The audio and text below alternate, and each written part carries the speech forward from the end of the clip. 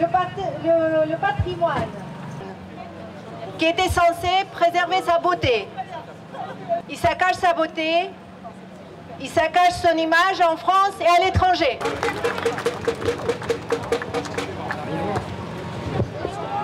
Chers Parisiens, chers Franciliens, chers amis, instructeurs, nous sommes là aujourd'hui pour prouver que la ville de Paris n'appartient pas à Anne Hidalgo avec ses 17% de voix d'électeurs.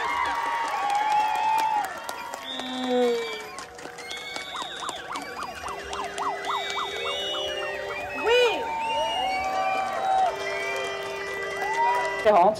Mais c'est parce que nous avons acquis la conviction que seul un rapport de force solide et durable obligera Anne Hidalgo, Emmanuel Grégoire, David Béliard, Yann Brossa et tant d'autres à nous écouter enfin.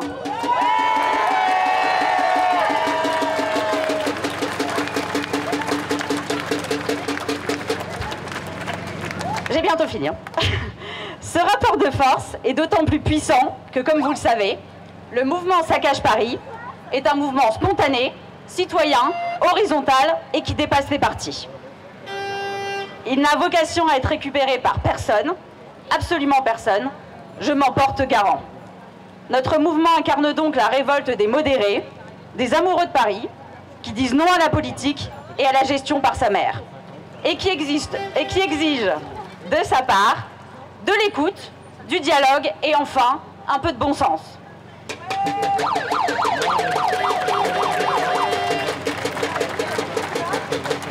Mais tous les graves problèmes que nous dénonçons avec vous aujourd'hui ne s'expliquent pas que par de l'incompétence. C'est aussi de la fuite en avant, de l'idéologie, du storytelling, beaucoup de Photoshop, d'Anne Hidalgo et de sa majorité qui emmène Paris et les Parisiens droit dans le mur. À cela, nous répondons retour au réel, nous répondons aussi travail collaboratif. Vous retrouvez tous les chiffres et la vérité derrière le discours de la mairie sur le site internet Saccage Paris que nous venons de lancer et qui deviendra au fil des mois une source d'information incontournable. Nous répondons enfin indépendance et union. Continuons à nous mobiliser sur les réseaux sociaux, dans notre vie quotidienne comme aujourd'hui. Et croyez-moi, le mouvement Saccage Paris inversera le cours des événements. En soutien à Inès et aux autres victimes de Trévise. De notre enfance, qui est en train de disparaître, pour laisser place à une ville défigurée et sans âme. Nous voulons savoir pourquoi, où, surtout, sont passés les fauteuils voilages, pourquoi et surtout, ils se sentent impuissants face à certains élus qui ne font que semblant de les écouter et qui continuent dans leur dogme destructeur. Nous sommes là aujourd'hui pour prouver que la ville de Paris n'appartient pas à Anne Hidalgo avec ses 17% de voix d'électeurs.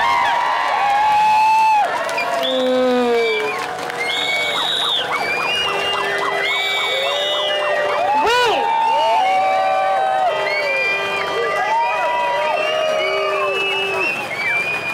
Elle appartient aux Parisiens, aux visiteurs, à tous ceux qui y travaillent, qui s'y déplacent tous les jours, à tous ceux qui l'aiment. Nous n'allons pas laisser la mairie détruire notre ville. Nous sommes ici pour la protéger. Nous en avons assez de mépris, assez de la démagogie, assez de saccage. Anne Hidalgo, rendez-nous notre ville, rendez-nous notre Paris.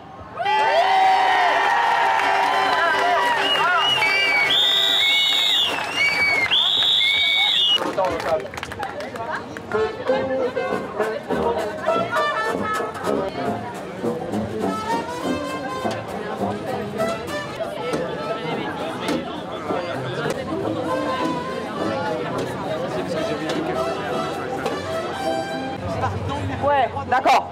Merci à tous d'être ici et merci à l'UP au mouvement Saccage Paris. J'aime ma ville et j'y vis depuis 30 ans. Je suis habitante du 20e. J'ai 3 gosses. Et je souhaite vous parler aujourd'hui du fléau du crack à Paris, dans votre ville. Et dans tout le nord-est parisien. Je représente un des arrondissements où nos élus, et je devrais plutôt les appeler nos apprentis sorciers, ont voulu mener une expérimentation, celle de mettre une salle de shoot au milieu de 3 écoles et d'un EHPAD.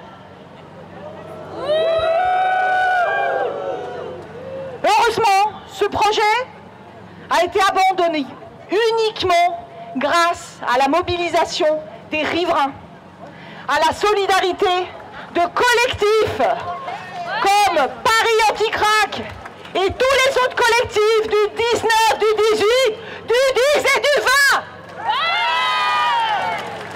20. Aujourd'hui, je vais vous dire ma colère, celle que je ressens et que vous ressentez sûrement, en tant que citoyen, de ne plus être entendu. Pour tous ces sujets qui nous préoccupent et qui sont au cœur de nos vies. J'ai un autre mot qui me vient en tête, le bon sens. Ce bon sens que nos dirigeants et nos élus ont complètement oublié. C'est ce bon sens qui nous anime aujourd'hui et qui nous pousse à dire stop à l'absurdité des salles de shoot au crack, en milieu urbain. C'est notre combat du jour. Alors, on peut les appeler comme on veut, des salles de shoot, des SCMR, des salles à moindre risque, voire des haltes soins, addiction, ça c'est la dernière trouvaille de notre ministre de la Santé. On s'en fout, tout ça, ce n'est que du verbiage et de la sémantique. Ouais. Madame Hidalgo a commencé comme toujours par les quartiers les plus populaires, ceux qui sont les plus mixtes socialement, qui concentrent le plus de fragilité et de misère. Puis on a renvoyé la patate chaude, pourquoi pas, à Pantin, à Aubervilliers, en pensant peut-être qu'en mettant le problème sous le tapis ou plutôt derrière un mur, ça n'allait pas se voir. Aujourd'hui, le problème est devenu ingérable. Le résultat, c'est que la seule stratégie proposée par nos élus consiste à saupoudrer le problème en installant le crack et en fixant des salles de consommation dans tout Paris. Sachez qu'il y a 30 projets de prévus dans toute la capitale. On nous explique que ces salles de shoot n'ont que des vertus pour les riverains et pour les malades. Ah oui, bah demandez donc à la Rivoisière, aux riverains de la Rivoisière ce qu'ils en pensent. On nous sérine que grâce à ces salles, il y a moins de seringues, moins d'overdoses, d'injections dans l'espace public. Mais ces gens-là ne comprennent rien. Le crack, c'est pas l'héroïne. Il ne s'injecte pas, il se fume. Nous ne sommes plus dans les années 90, chers élus. On se réveille. On nous dit que cela va créer moins d'incivilité, moins d'insécurité. Mais les craqueux n'ont pas d'horaire de bureau, messieurs, dames. Et quand ils ont consommé, qu'est-ce qu'ils font? Ils repartent en déshérence, en quête de leur prochain shoot et de leur prochain caillou. Et qui les attend, à votre avis, en dehors des salles? Les dealers qui viennent à proximité des craqueux pour les alimenter en crack, avec un service encore plus performant que celui d'Amazon. Livraison au pied de la salle, le jour même et sans frais de livraison. On met des rustines, on bricole et en attendant on accepte que des riverains soient insultés, qu'ils soient agressés, violentés, que des toxicomanes soient laissés à l'abandon, livrés à leur addiction. C'est une honte pour la ville de Paris. Alors que on accepte que dans nos quartiers, il y ait des zones de tolérance, des 300 mètres, pour tolérer des zones de non-droit dans la capitale. Et puis on en a marre, on en a ras-le-bol d'entendre tout le temps les maires associatifs qui vivent des subventions publiques. Ils sont justes, car il y a des professionnels, sachez-le messieurs, dames, qui aujourd'hui se nourrissent sur la bête. On les présente comme des experts, ils sont experts de rien du tout. On nous explique aussi que Paris a beaucoup de retard. Paris toujours en retard. La France toujours en retard par rapport à d'autres capitales. On nous cite à chaque fois les modèles merveilleux de la Suisse, du Canada, qui ont multiplié les salles. Voilà la seule solution qu'ils ont trouvée. Mais c'est bizarre, on ne nous parle jamais des autres pays qui font le contraire. Comme la Suède, par exemple, qui a pris le pari audacieux de faire un rétropédalage et qui mise aujourd'hui sur la prévention. il fallait laisser les Franciliens devenir les touristes de Paris. Parce qu'effectivement, ils ne veulent plus venir. Ajouté à la fermeture de la voie Georges Pompidou en 2016, qui est un obstacle à l'accès au centre de Paris pour la clientèle de l'Ouest parisien, ces mesures réduisent considérablement la commercialité de nos commerces, c'est-à-dire l'impact la vie de nos fonds de commerce, la valeur de nos fonds de commerce. Dans un communiqué commun qui est paru dans le Parisien, vous avez pu le voir, avec un communiqué commun avec le comité Champs-Élysées, le comité Haussmann, le comité Saint-Honoré, ce sont toutes les grandes enseignes du groupe LVMH, et le comité Haussmann, c'est les grands magasins, le comité Saint-Honoré, c'est tous les grands magasins de luxe de Saint-Honoré, ainsi que les grandes fédérations de commerce.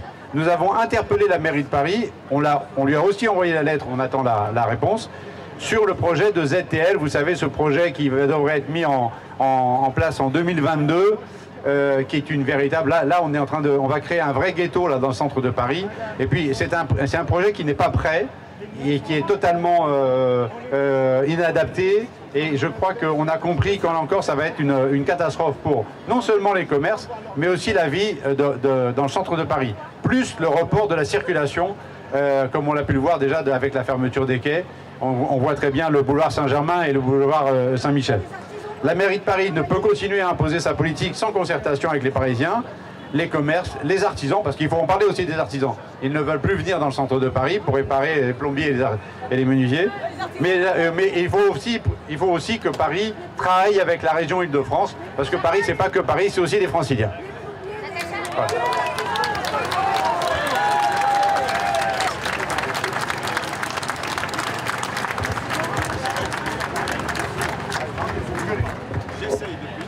Bien, bonjour tout le monde, moi je suis ravi de vous voir aussi nombreux sur une action de terrain, et moi je viens en tant qu'avocat d'Union parisienne, en tant qu'avocat de Parisiens en colère, en tant qu'avocat du comité Marais Paris, en tant qu'avocat de Rouler Libre, en tant qu'avocat d'un syndicat de VTC, bref, en tant qu'un représentant de bon nombre de collectifs et d'associations. Et je viens apporter un petit peu ma pierre à l'édifice et vous donner quelques informations, puisqu'il y a les actions de terrain, et vous les faites très bien, vous êtes très nombreux aujourd'hui. Et puis il y a la complémentarité qui sont les actions en justice, celles dont je suis chargé. Alors, la première chose dont je vais vous parler, c'est d'argent, c'est de votre argent. Puisque vous savez que l'endettement de la ville de Paris aujourd'hui est de plus de 7 milliards d'euros. Vous savez que depuis qu'Anne Hidalgo est arrivée à la mairie de Paris, eh ben cet endettement a augmenté de 110%. Alors aujourd'hui, la question c'est où passe l'argent des Parisiens, puisque ça représente cet endettement à peu près 3 500 € par personne. Alors les différents collectifs dont je vous parlais tout à l'heure, Union Parisien et autres, m'ont chargé de demander des comptes à Anne Hidalgo, de justifier de ses notes de frais, de restaurant, de ses frais de déplacement. Vous savez, quand 10-15 personnes prennent l'avion pour aller quelque part, on ne sait pas où, on ne sait pas pour faire quoi. Quand ces personnes vont au restaurant pour discuter de quoi. Quand ces personnes, comme vous dites monsieur, parfois peuvent partir aussi au Japon, dépenser l'argent des Parisiens. Alors j'ai commencé cette action au mois de juin dernier. J'ai écrit en recommandé à Anne Hidalgo directement pour lui demander ce que la loi permet d'obtenir, c'est-à-dire une copie de toutes les notes de frais. Et non seulement la loi permet d'obtenir une copie des notes de frais, mais permet d'obtenir le nom de toutes les personnes qui ont participé à ces déplacements, à ces restaurants. Elle avait un mois pour me remettre ces documents, et quelques jours après ma demande, elle a été interviewée par Jean-Jacques Bourdin un matin à 8 h, et Jean-Jacques Bourdin lui a dit « Mais Madame Hidalgo, vous savez que différents collectifs vous ont demandé de justifier de vos notes de frais de restaurant et de représentation. » Et là, pardonnez-moi, je ne veux pas trahir les propos d'Anne Hidalgo, elle a répondu à Jean-Jacques Bourdin « La transparence, la déontologie, c'est un de mes points clés de ma politique. »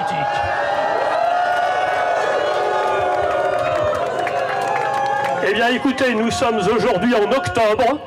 Je n'ai toujours aucun reçu de ces documents, sauf.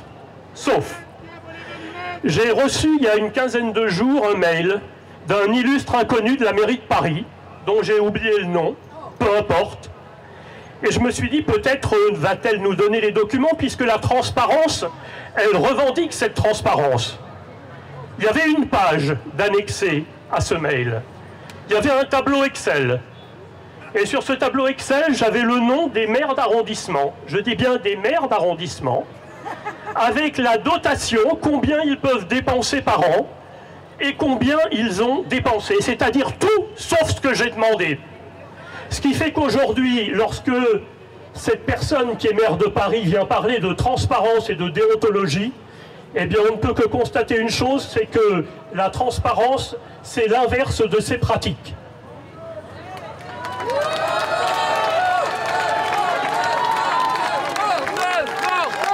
Alors je suis en train actuellement de saisir le tribunal administratif de Paris pour qu'elle soit contrainte par une décision de justice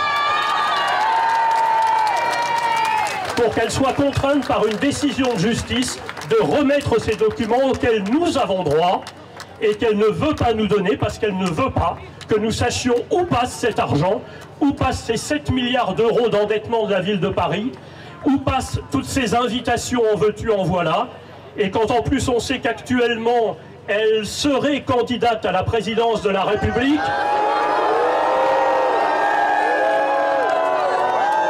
je n'irai pas plus loin, comprenne qui veut les propos.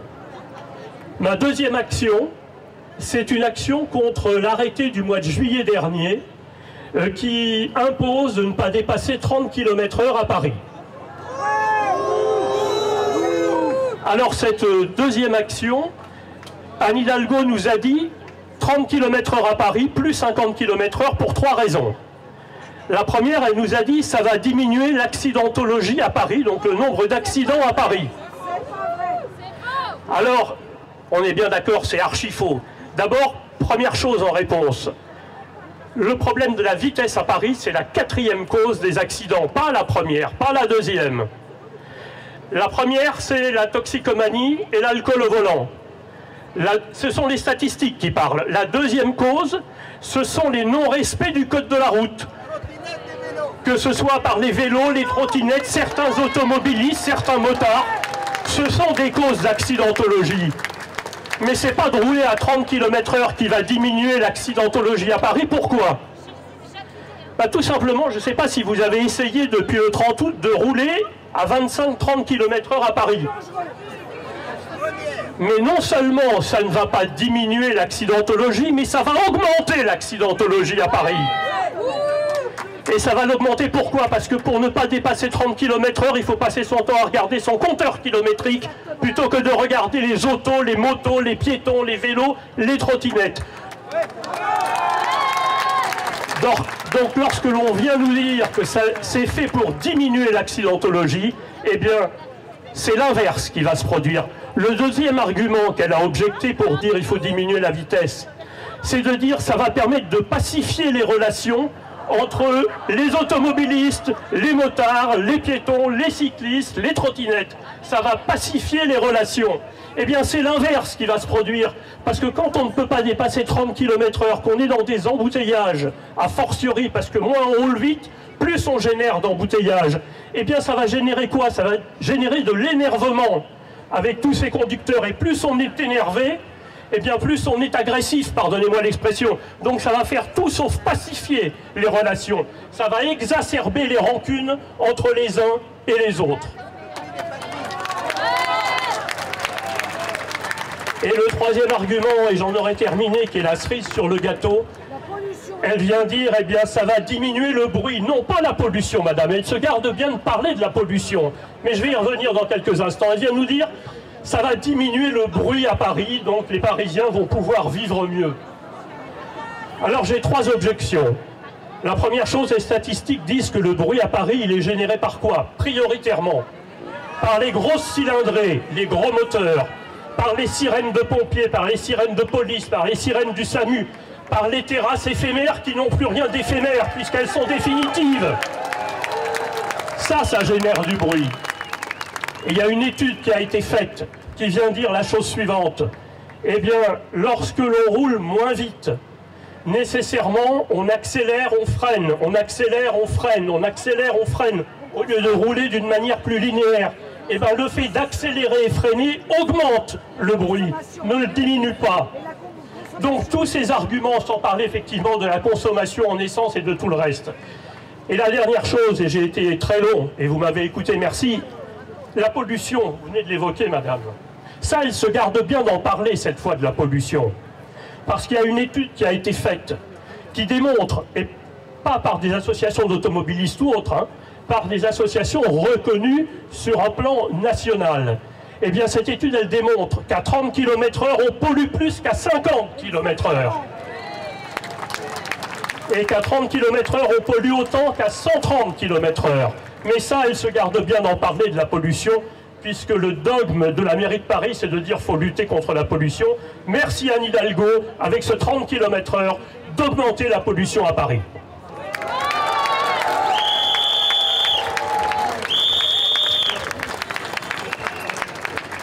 Du 12e arrondissement qui s'appelle Basta Così.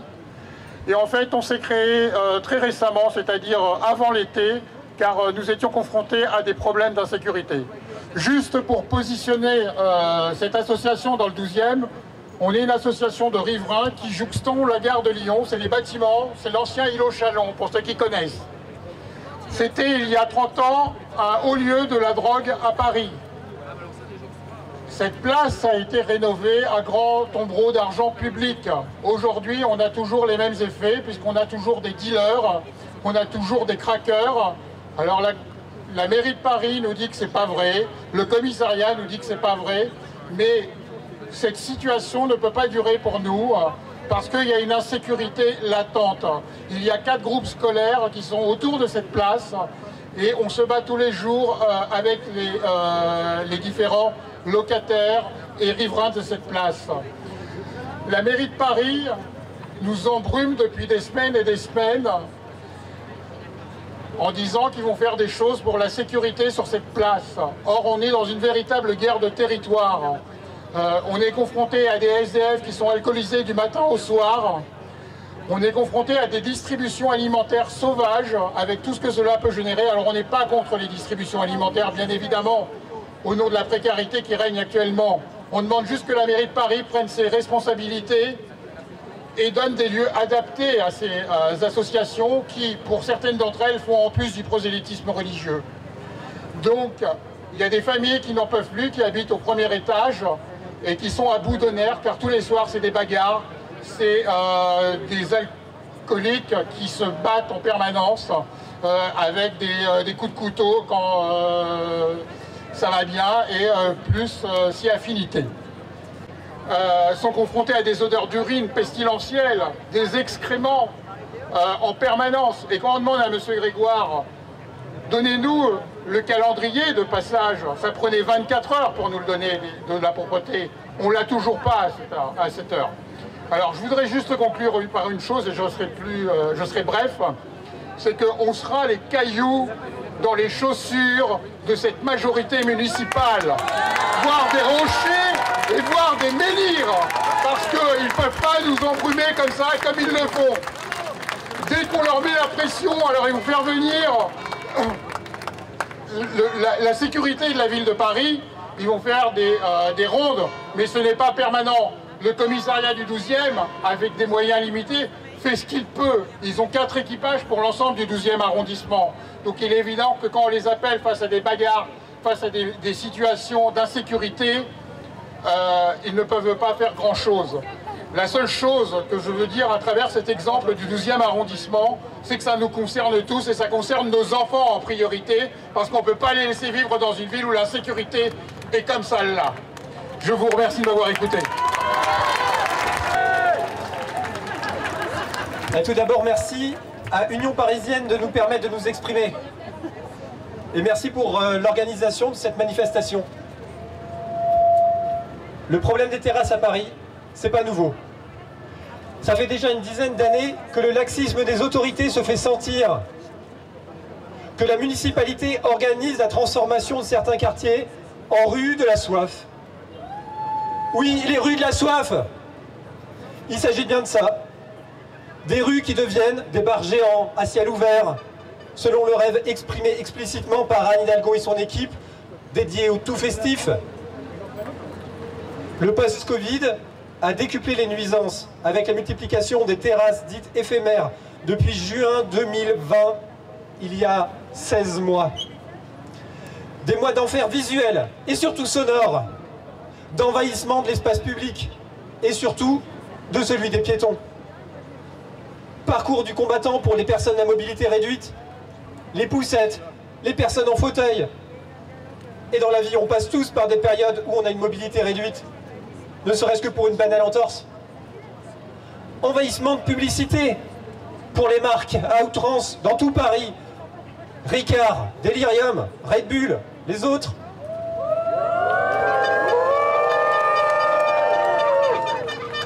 Les alignements de Barnum, les palettes, les auvents, les parasols trop bas, les rues qui sont envahies de trucs au sol, des passages impossibles. Nous sommes des riverains et des familles épuisées.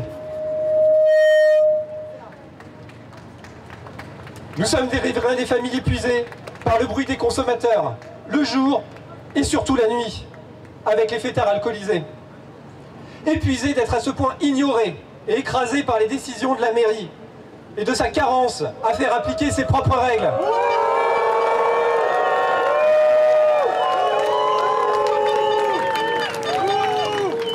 Le nouveau règlement des étalages et terrasses a été imposé en juin 2021, sans passage en Conseil de Paris, et après une pseudo-concertation à laquelle 44 collectifs et associations de riverains se sont clairement opposés par communiqué de presse.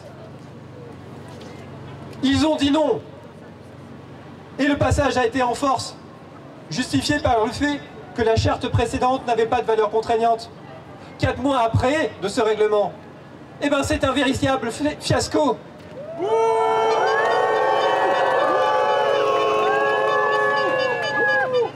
Non seulement on nous impose ce bazar 7 mois dans l'année, tous les ans, mais en plus rien n'est respecté. Les droits de voirie, pourtant d'un montant très faible, sont offerts depuis 2 ans. Et c'est 100 € par mètre carré par an. Rendez-vous compte, 100 mètres carrés par mètre carré, 100 €, et on tient toute l'année. Et ça, pour faire de votre vie un enfer. Et même ça, c'est offert.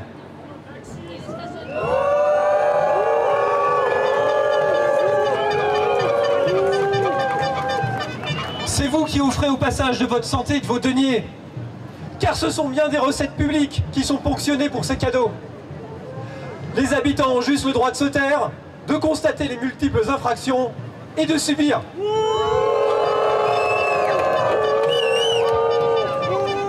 Les signalements n'y font rien, que ce soit avec l'application Dans ma rue, qui explose sur la thématique des terrasses, ou par tout autre moyen. Les riverains sont baladés, les services se renvoient la balle, certains n'assument pas leurs responsabilités.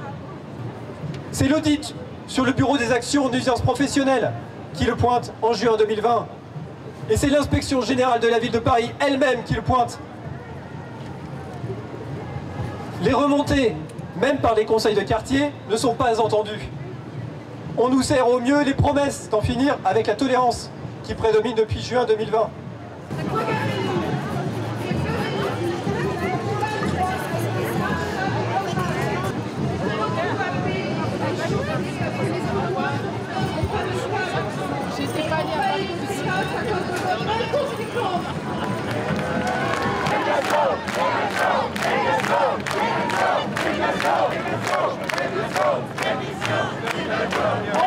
Notre patrimoine, ce qui fait Paris. Ce qui fait Paris pour l'Europe, ce qui fait Paris pour le monde. C'est la vision qu'on a de la France pour le monde. Donc gardons cela. Gardons le combat. À bientôt.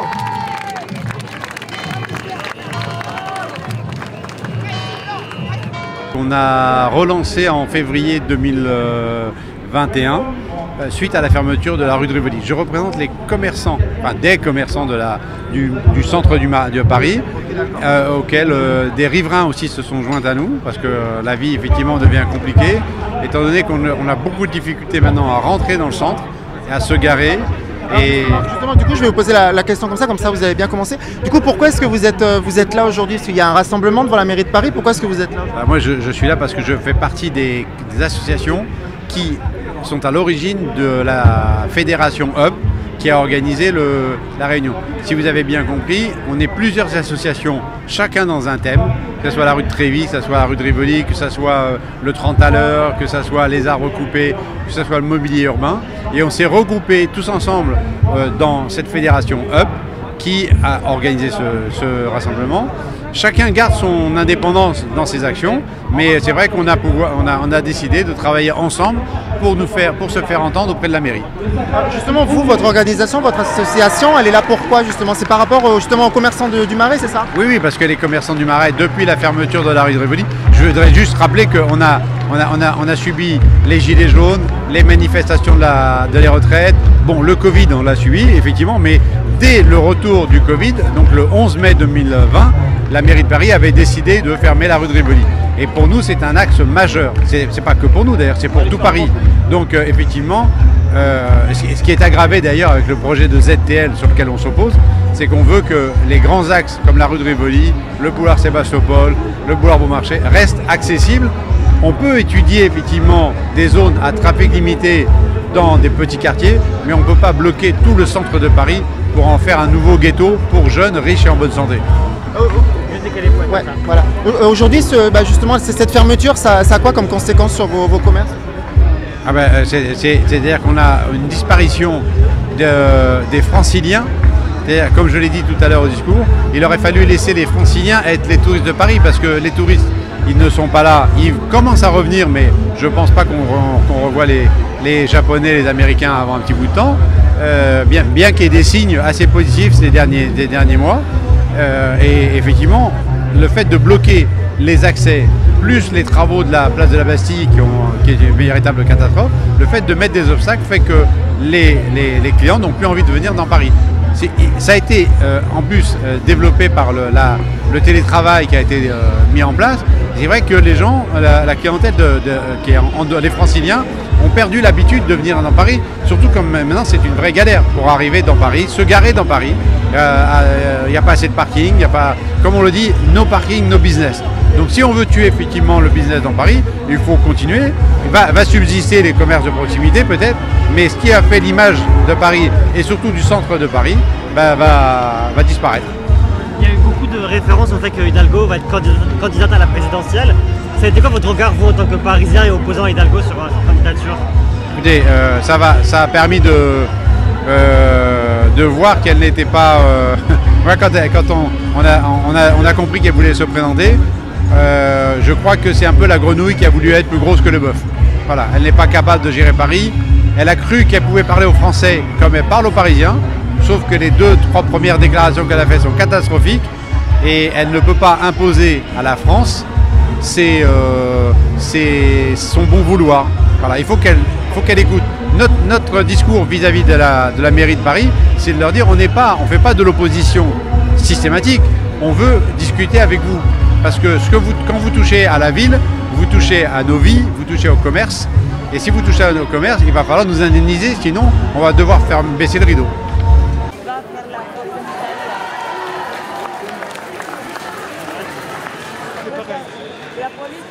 Pas du tout. Ah non, pas du tout. Je suis indépendant. Pourquoi est-ce que vous êtes là? Moi, c'est surtout à cause de la politique de la ville de Paris à propos des terrasses estivales qui génèrent des nuisances sonores abominables. Vous habitez où Dans le 18e arrondissement. C'est un arrondissement qui est réputé, d'après la mairie, un arrondissement festif. Donc, c'est-à-dire que c'est un droit donné aux bistrotiers de nous enquiquiner. Donc les terrasses sont extrêmement sonores, bruyantes. Ces fameuses terrasses dites estivales et qui durent 7 mois. Vous demandez la fin de ces terrasses éphémères, entre guillemets? Absolument. Pourquoi? Parce qu'elles génèrent trop de bruit. La clientèle est euphorique, est mal éduquée, extrêmement bruyante. Et donc nous, on se couche, on a le droit de dormir à partir du moment où la terrasse est fermée, c'est-à-dire à 2 h du matin. Là, on va sur votre affiche, du coup, il y a avec les politiques de la ville, boulevard Blurine, impasse DMR, bout de la terrasse qui tue. Pourquoi vous avez fait cette pancarte, du coup? C'est un résumé de la politique de Paris telle qu'on la ressent aujourd'hui, voilà. Donc, par exemple, DMR, c'est une application pour dire ce qu'on voit qui ne va pas bien dans la rue. C'est dans ma rue. Et c'est un puits sans fond, c'est-à-dire on fait des demandes, on fait des signalements, il n'y a aucune suite. C'est toujours la même réponse standard qui nous est servie. Nous avons pris en compte votre demande, nous avons diligenté une équipe, tout va bien. Non. Comment vous décririez Anne Hidalgo? C'est quoi les adjectifs pour la décrire que vous utiliseriez? Je pense qu'elle est autoritaire, elle est hors sol, alors c'est la mode d'être hors sol, mais elle est hors sol. Et elle n'écoute pas, elle n'entend plus les Parisiens. Pourquoi c'était important pour vous de venir manifester aujourd'hui? Il faut bien de temps en temps rétablir un peu le rapport de force. Il ne faut pas que la force soit uniquement du côté du monde festif ou de ce qu'on appelle le monde festif, mais en fait c'est les débiteurs de bière par hectolitre. Quand vous avez appris la candidature d'Anne Hidalgo à la présidentielle, comment vous avez réagi? Au tout début, j'ai trouvé cette candidature assez logique, mais maintenant je trouve que c'est une catastrophe. Vous pensez qu'elle peut gérer la France? Si son gouvernement sa politique était à l'image de celle de Paris, non. Non. Vous êtes toujours heureux d'être parisien? Comment? Vous êtes toujours heureux d'être parisien? Ça va de moins en moins bien. Nous pensons de plus en plus à une solution, à nous replier vers la province. C'est-à-dire? C'est-à-dire? Une ville moyenne en province qui nous paraît plus accueillante. Nous sommes là parce que nous ne sommes pas contents par les mesures que la mairie de Paris aujourd'hui nous impose. Donc il y en a plusieurs. On a parlé de la voirie, on a parlé des problèmes de circulation, on a parlé des artisans qui font faillite, on a parlé de la manque de l'esthétique, la manque d'entretien du mobilier urbain et du patrimoine.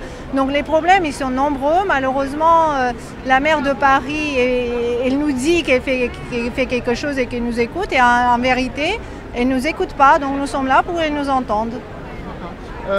Comment dire Qu'est-ce que vous leur demandez à la mairie de Paris? C'est quoi vos revendications? Qu'est-ce qu'il faudrait changer pour que Paris soit une ville meilleure? En fait, il faut pas changer justement. Il faut entretenir ce qui existe et il faut respecter ce qui a été créé depuis des siècles et ce que pas mes parents et mes grands-parents, parce que je suis pas française d'origine, mais voilà, c'est que les gens ont créé le patrimoine qui a été fait, qui a été protégé.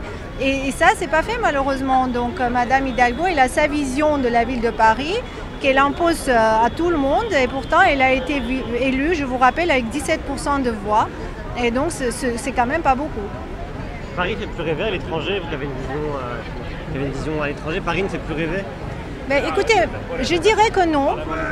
Moi, je lis New York Times. Je suis en contact aussi avec certaines associations à l'étranger. Notamment avec une personne qui est à New York et qui a écrit même un livre justement pour sauvegarder le patrimoine, pour arrêter de bétoniser, pour arrêter tout ce massacre. Donc les gens, ils sont, oui, même à New York Times, on a des articles qui apparaissent, qui disent que Paris est mal entretenu, que c'est une ville aujourd'hui qui est en dégradation et ça fait du mal, ça fait vraiment mal à entendre ça. Et de ma part, moi je suis arrivée il y a 10 ans. J'ai adoré cette ville et aujourd'hui je trouve que la qualité de vie n'est plus du tout pareille et l'exode des Parisiens le confirme. Vous trouvez qu'il y a une vraie dégradation depuis votre arrivée, vous? Malheureusement oui, je trouve vraiment. En 2010 c'était pas pareil. Qu'est-ce qui a changé Tout, le confort de la vie, on voit bien que les gens peuvent plus circuler, on voit bien qu'il y a vraiment des beaux endroits historiques qui sont là aujourd'hui. On parle de la reconfiguration du parvis de Notre-Dame, de la reconfiguration de la place de la Concorde, des Champs-Élysées. Ma question est la seule, pourquoi? Parce qu'aujourd'hui, quand même, la ville de Paris est endettée. Et la dette qui est croissante, et donc on ne comprend pas pourquoi est-ce qu'on veut absolument imposer ce genre de mesures, et les Parisiens ne sont pas d'accord. Et le fait que Anne Hidalgo se présente à l'élection présidentielle, c'est pour vous, vous en pensez quoi de ça? Je pense rien. Je pense qu'une femme qui n'arrive pas à gérer une ville comme Paris ne pourra pas gérer la France. Il y a 4% d'intention de vote, donc c'est pas énorme. Donc ce n'est pas une menace en tant que telle pour la France, mais c'est une menace pour Paris. Merci beaucoup.